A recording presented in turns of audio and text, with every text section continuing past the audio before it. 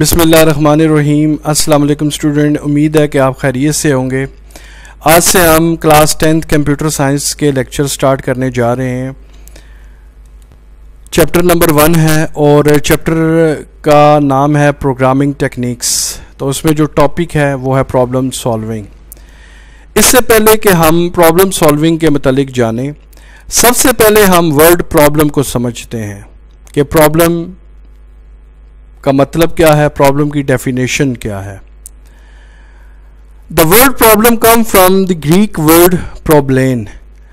तो ये जो लफ्ज़ प्रॉब्लम है ये ग्रीक वर्ड यानी कि यूनानी ज़ुबान का लफ्ज़ है जो कि दो लफ्ज़ों से मिलके बना है, प्रो और ब्लेन। प्रोब्लेन, प्रो का मतलब है बिफोर, आगे या सामने, और ब्लेन का मतलब है टू थ्रो यानी फेंकना। It's mean to throw something. Definition of a problem.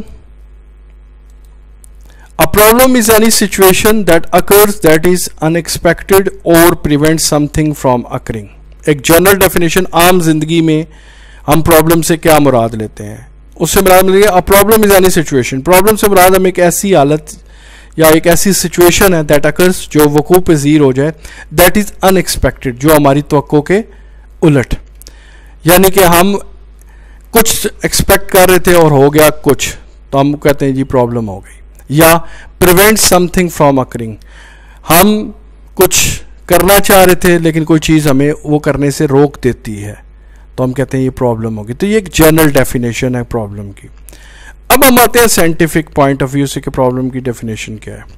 N inquiry starting from given condition to investigate और डेमोन्स्ट्रेट अ फैक्ट, रिजल्ट और लॉ।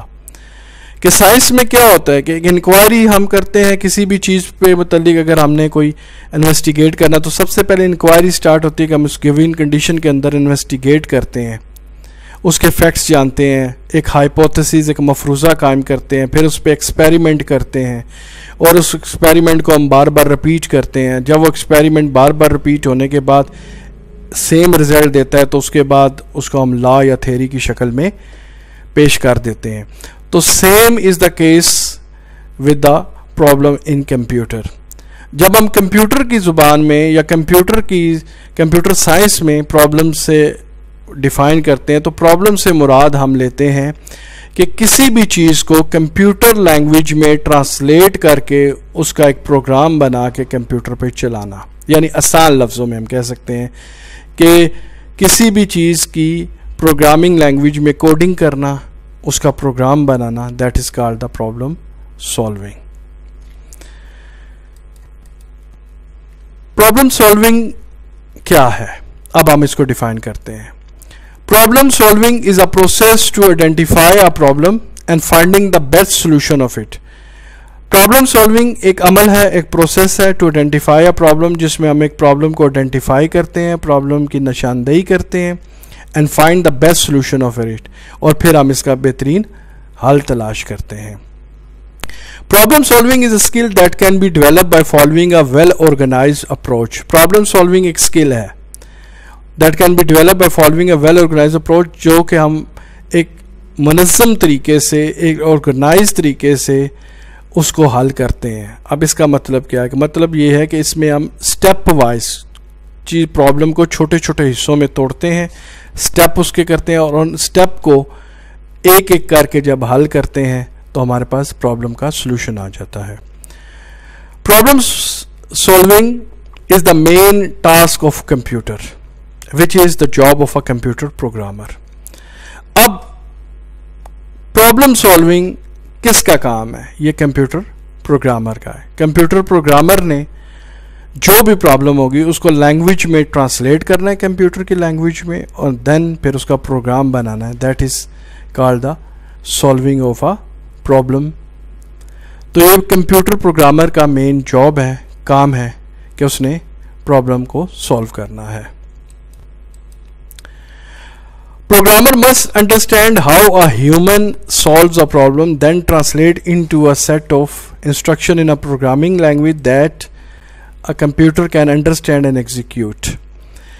इसमें समझने की बात यह है कि सबसे पहले जो प्रोग्रामर है वो उसको इंसानी ज़ुबान में, यानी हम मुराद ले लेते हैं इंग्लिश या उर्दू ज़ुबान है हमारी, इसमें सोचेगा, इसमें इसके सोल्यूशन तलाश करेगा कि हम एक मसला है उसको जनरल लाइफ में हम उसको कैसे डिस्कस या कैसे हल करेंगे। जब वो उसको उस लैंग्वेज में लिख लेगा या सोच लेगा, उसके बाद फिर उस इन इंस्ट्रक्शंस को, जो हदायत उसने लिखी है, उनको कंप्यूटर किसी भी कंप्यूटर लैंग्वेज में ट्रांसलेट करेगा ताकि कंप्यूटर उसको एग्जीक्यूट कर सके, कंप्यूटर उस प्रोग्राम को रन कर सके। अब प्रॉब्लम सॉल्विंग, जैसे मैंने अभी डिस्कस किया था कि एक वेल ऑर्गेनाइज्ड अप्रोच है, इसमें आपको स्टेप्स फॉलो करने पड़ते हैं किसी भी मसले के हल के लिए। तो कौन कौन से स्टेप्स हैं जी? सबसे पहला स्टेप है defining the problem, number 2 analysing the problem, number 3 planning the solution of the problem, number 4 candid solution of a problem, and number 5 select the best solution. तो ये 5 वेल ऑर्गेनाइज्ड स्टेप्स हैं जिनको follow करके एक computer programmer जो है किसी भी कंप्यूटर के मसले को हल करता है। अब हम इन तमाम स्टेप्स को एक एक करके डिस्कस करते हैं। सबसे पहले आ जाता है डिफाइनिंग द प्रॉब्लम। तो उसमें सबसे पहला पॉइंट क्या है? Carefully read the problem to understand what it tells. कि सबसे पहले प्रॉब्लम को रीड किया जाता है कि प्रॉब्लम हमें बताती क्या है।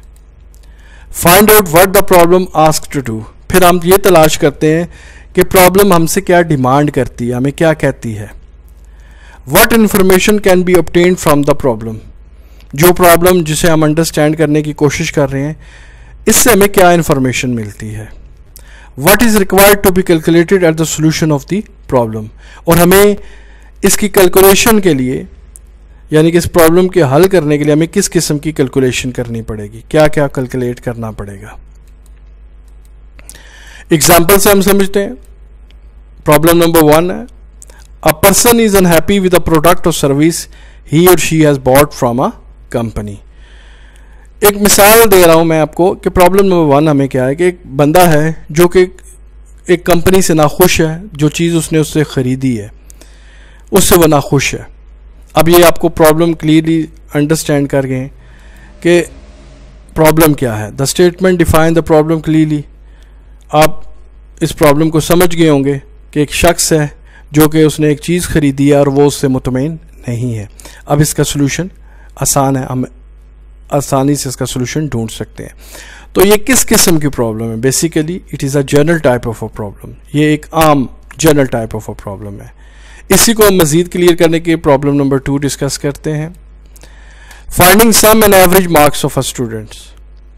हमने एक स्टूडेंट है, उसके डिफरेंट सब्जेक्ट्स के मार्क्स का टोटल करना है और उनकी एवरेज निकालनी है।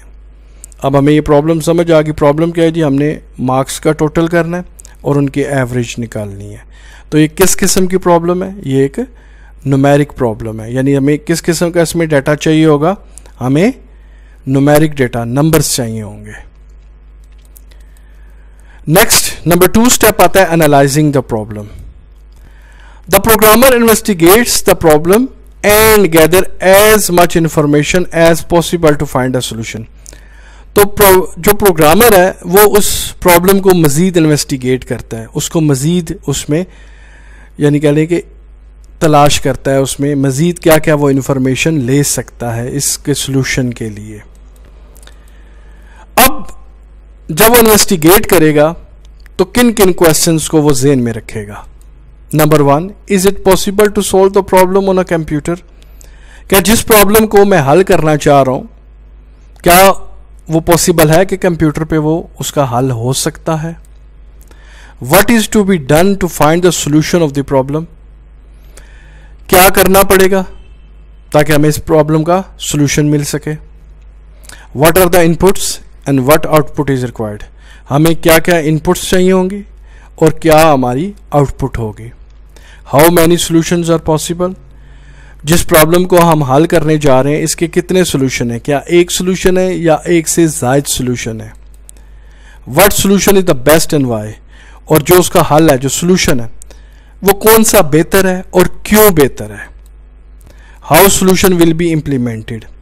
जब हम एक प्रॉब्लम का सॉल्यूशन यानी जब हम उसकी प्रोग्रामिंग कर लेंगे, एक प्रोग्राम बना लेंगे, क्या वो जिस ऑर्गेनाइजेशन के लिए हम बना रहे हैं क्या वहाँ इम्प्लीमेंट हो जाएगा आसानी से, जो उनकी इनपुट्स हैं वो प्रॉपर तरीके से कंप्यूटर लेगा, और जो उनको आउटपुट चाहिए क्या वो आउटपुट मिल रही है। ये तमाम चीज़ें जो हैं एक कंप्यूटर प्रोग्रामर जब प्रॉब्लम को एनालाइज करता है तो ये ज़हन में रखता है। अब इसमें हम इसको मिसाल से समझते हैं। To analyse a problem, finding sum and average marks of a student.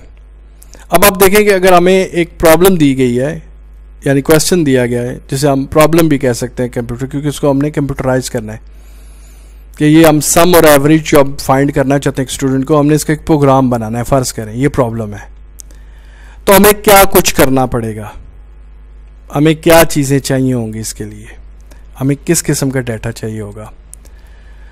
The following information is required. Number 1, what are the subjects marks of the student in each subject. तो सबसे पहले हमें सब्जेक्ट का टोटल करने के लिए, सम करने के लिए हमें तमाम सब्जेक्ट्स के नंबर चाहिए होंगे। फिर ज़ाहिर हमने एवरेज निकालनी है, तो एवरेज के लिए हमें ये जानना ज़रूरी है कि कितने सब्जेक्ट्स हैं, how many subjects. What is the formula to find the average marks. फिर हमें वो फार्मूला भी मालूम होना चाहिए कि हम किस तरीके से एवरेज फाइंड कर सकते हैं। नेक्स्ट स्टेप, नंबर 3 जो स्टेप है वो है planning the solution of the problem. अब हम प्लानिंग की तरफ आते हैं। Planning the solution of a problem is a creative stage of problem solving. तो बेसिकली ये एक क्रिएटिव स्टेज है। It is a way to divide the problem into steps and arranging them into proper order that will solve the problem. इसमें हम क्या करते हैं, जब हम मसले को समझ जाते हैं, प्रॉब्लम को समझ जाते हैं, हमने प्रॉब्लम को डिफाइन कर लिया, एनालाइज कर लिया, फिर हम क्या करते हैं, उस प्रॉब्लम को छोटे छोटे स्टेप्स में तोड़ लेते हैं, उसको हम डिवाइड कर लेते हैं। तरतीब से हम एक step number 1, step number 2, step number 3, step number 4, जितने भी सब्जेक्ट बनते, फिर उसी तरतीब से हम एक एक स्टेप करके उसको सॉल्व करते हैं।